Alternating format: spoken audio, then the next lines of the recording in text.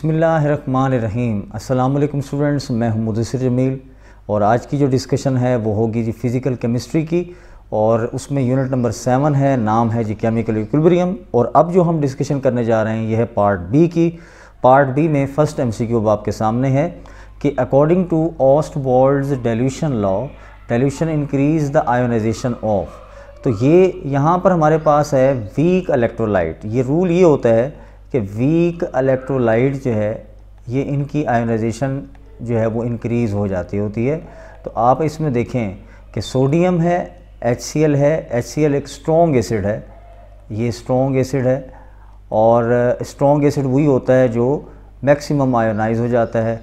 और ये strong base है, तो ये स्ट्रॉन्ग एसिड और स्ट्रॉन्ग बेस होने की वजह से इनकी तो हम डाइल्यूशन पे हम नहीं कह सकते कि इन पे कोई इफ़ेक्ट होगा। सीज़ियम, अब आपको पता है कि basic character down the group increase होता है, तो सीज़ियम जो है ये भी क्या होगा, एक स्ट्रॉन्ग बेस कंसीडर होगा। हमारे पास एक ही ऑप्शन बचता है, वो है CH3COH।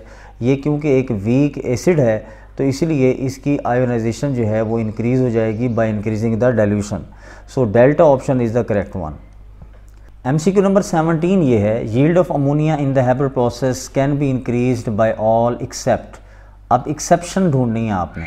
पहले तो हम यहाँ पर इक्वेशन लिख दें, N2 + 3H2 change into 2NH3, ये यहाँ पे ये बन जाता है।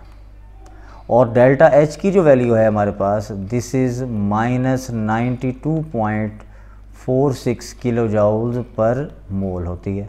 इसका मतलब ये एक्सोथर्मिक रिएक्शन है, ये एक्सोथर्मिक है।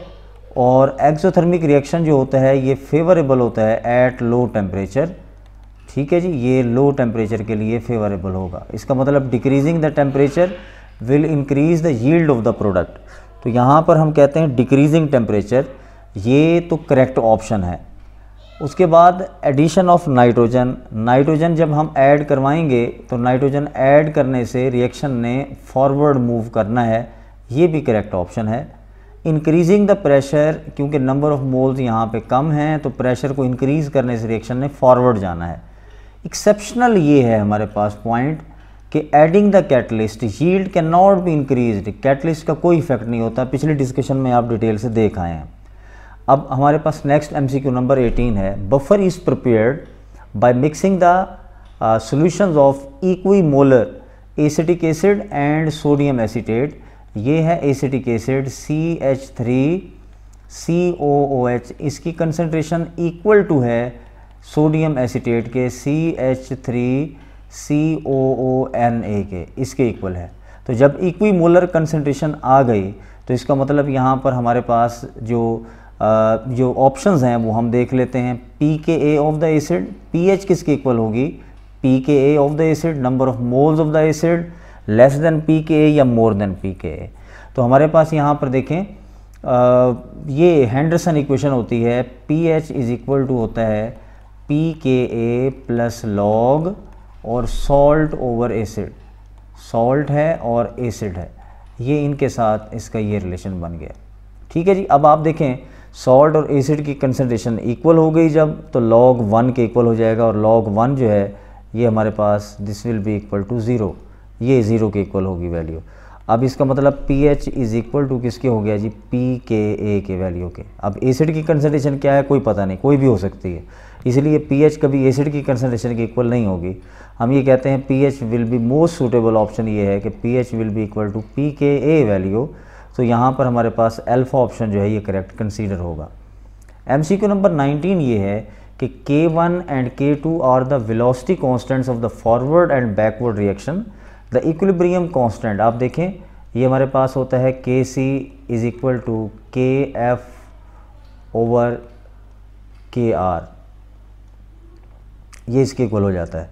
तो यहाँ पर आप देखें फॉरवर्ड और रिवर्स रिएक्शन का जो हमारे पास है, तो फॉरवर्ड और K1 है, फॉरवर्ड K1 है हमारे पास, और जो रिवर्स रिएक्शन है ये हमारे पास बैकवर्ड है।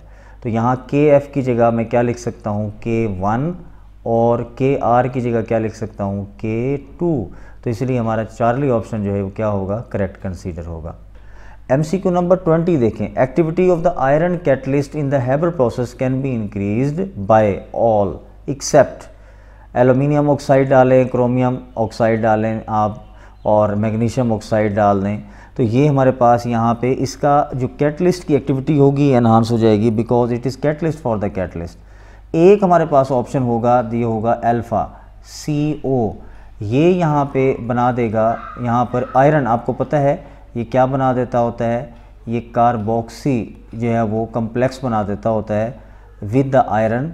कार्बोक्सी ये कम्प्लेक्स बनता होता है और ये किसके साथ, विद आयरन के साथ बन जाता है। ये आप लोगों ने कार्बोक्सी हीमोग्लोबिन के बारे में पढ़ा होगा कि कार्बन मोनोऑक्साइड जो है इस साइलेंट किलर के तौर पे एक्ट करता है और ये हीमोग्लोबिन में से जो है वो कार्बोक्सी हीमोग्लोबिन बना देता है और इसकी वजह से ऑक्सीजन की कंसंट्रेशन कम हो जाती है। तो ये हमारे पास ऑप्शन अल्फ़ा क्लियर होगा जी।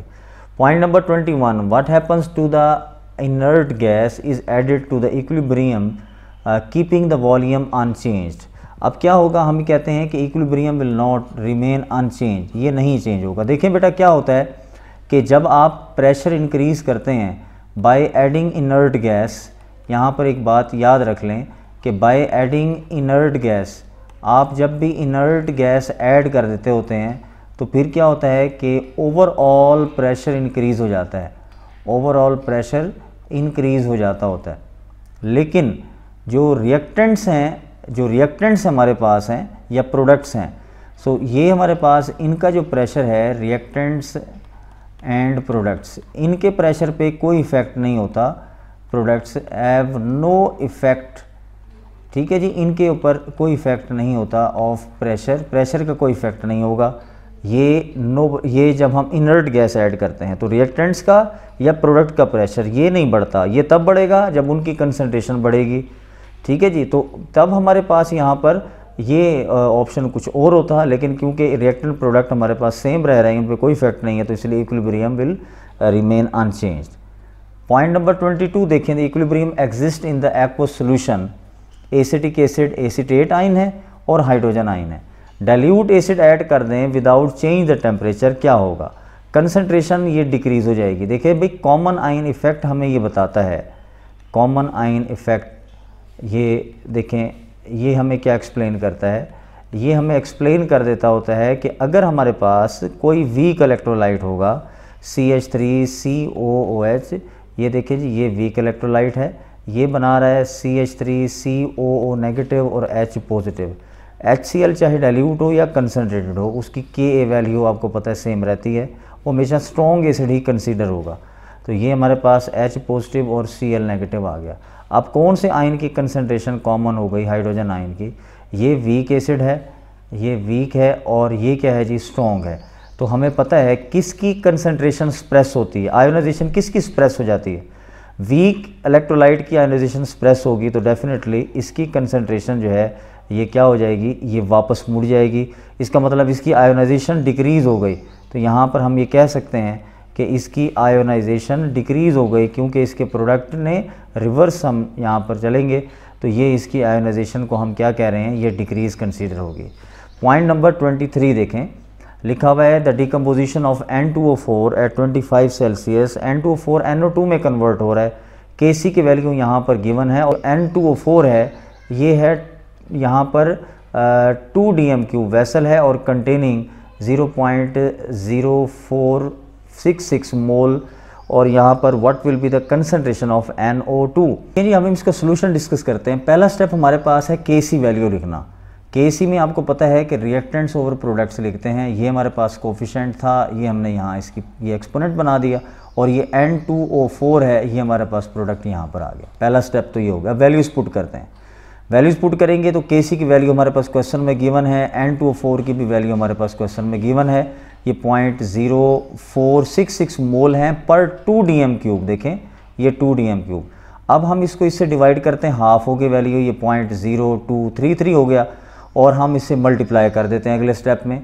जब हमने इसको मल्टीप्लाई किया तो हमारे पास जो रिजल्टेंट आंसर आया, और हमारे पास ये रिजल्टेंट आंसर ये हमारे पास ये क्लियर हो जाता है ये वैल्यू पुट करने के बाद। अब जब हम इस रिजल्टेंट आंसर का स्क्वायर रूट ले लेते हैं तो हमारे पास ये आंसर आ जाएगा 1.04 और 10 रेज़ टू द पावर और हमारे पास हो जाएगा -2। ठीक है जी, ये हमारे पास इसकी वैल्यू जो है ये स्क्वायर रूट लेने के बाद हमारे पास कंसीडर हो जाएगी। ये हमारा करेक्ट ऑप्शन कंसीडर हो गया। अब हमारा बीटा ऑप्शन क्लियर जी। Point number 24, mark the incorrect statement about KSP। KSP is for the sparingly soluble salts, ये भी ठीक है। If the solubility is known then KSP can be determined, ये भी एप्लीकेशन है ऑफ KSP।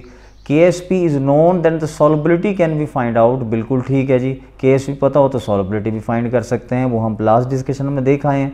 अब इसकी एप्लीकेशन है if molar concentration of ion is greater than 0.1, 0.1 से ज़्यादा हो जाए मोलर कंसनट्रेशन तो हम ये कह देते हैं कि जी KSP की नहीं, ये इनकरेक्ट स्टेटमेंट है।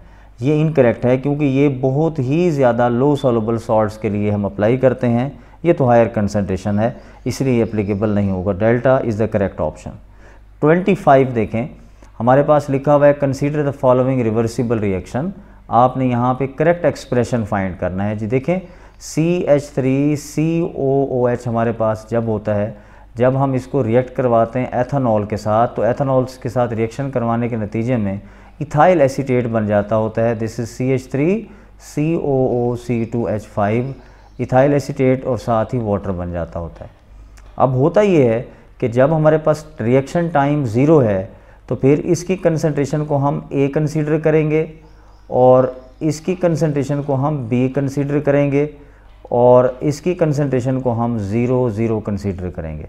जब टाइम हमारे पास इक्विलिब्रियम पर पहुंच गया तो फिर क्या होगा, this is A minus X over V, ये हो जाएगा जी B minus X over V, ये हो जाएगा हमारे पास x ओवर v, ये हमारे पास जो वैल्यू है ये क्योंकि प्रोडक्ट की फॉर्मेशन की बात की जा रही है तो ये x ओवर v हो जाएगा, ये भी x ओवर v हो जाएगा। अब क्योंकि वॉल्यूम इक्वल हैं तो यहाँ पर लिखें बेशक ना लिखें कोई ज़रूरत नहीं है। Kc हमारे पास हो जाएगा प्रोडक्ट ओवर रिएक्टेंट होता है तो हमारे पास ये x हो गया और ये भी x हो गया। मैंने वॉल्यूम इसलिए लिखे क्योंकि वो इक्वल है। अब ये हो गया जी A minus X into B minus x, तो ये x से मल्टीप्लाई हुआ, x का स्क्वायर हो गया, फाइनल फॉर्म आ गई A minus X into B minus x, ये हमारे पास आंसर आ गया। और ये हमारे पास जो है वो जो करेक्ट ऑप्शन होगा वो हमारे पास आप देख लें कि ये अल्फ़ा ऑप्शन जो है ये कंसीडर होगा। KC is equal to X square over A minus X into B minus x.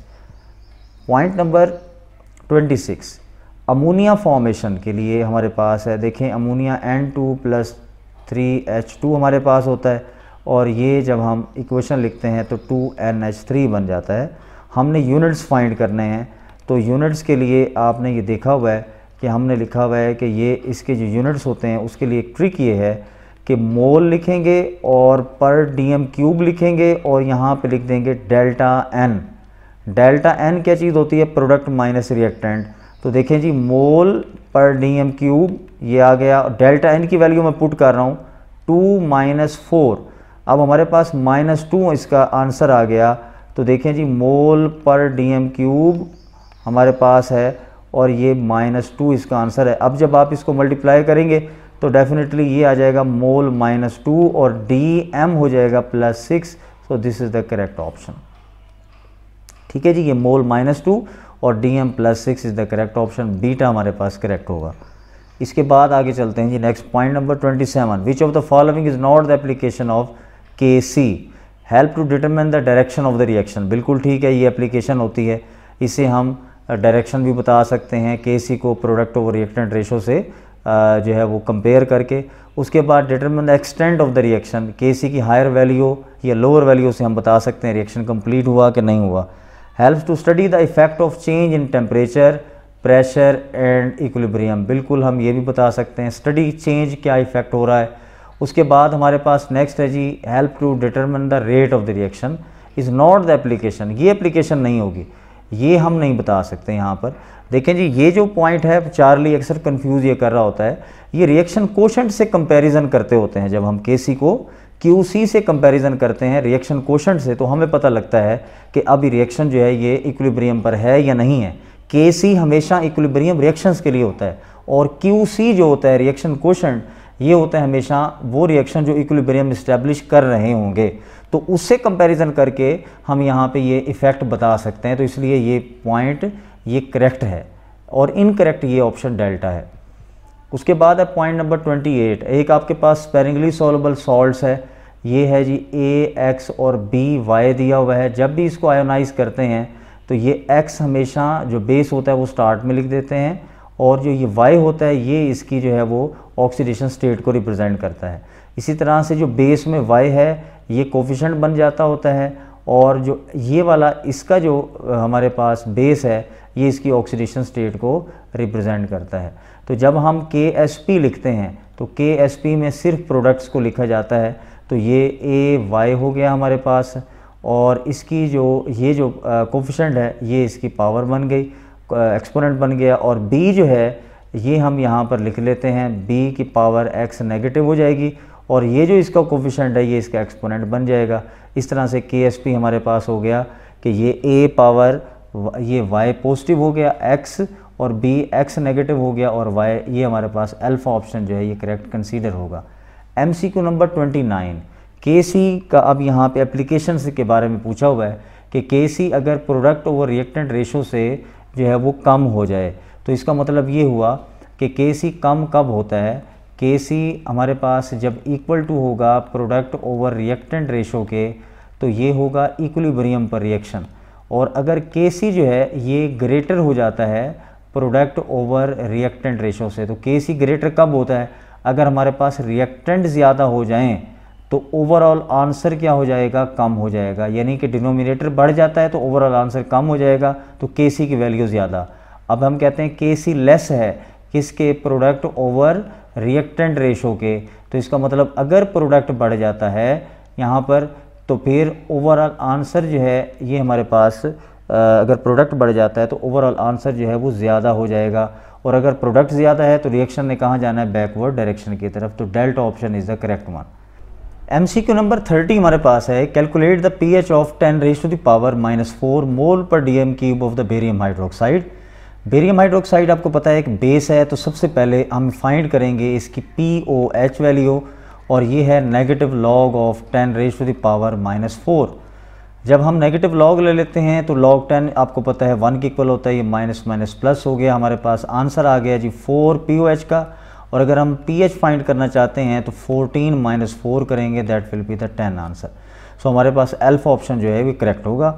सो जी that's the end of the discussion part B. तो ये आप तमाम बच्चों की रिस्पॉन्सिबिलिटी है जी, इसको आप शेयर करें उन बच्चों को जो आजकल प्रिपरेशन से रेलिवेंट काम कर रहे हैं। So keep watching the videos जी। Thank you very much. अल्लाह हाफिज़।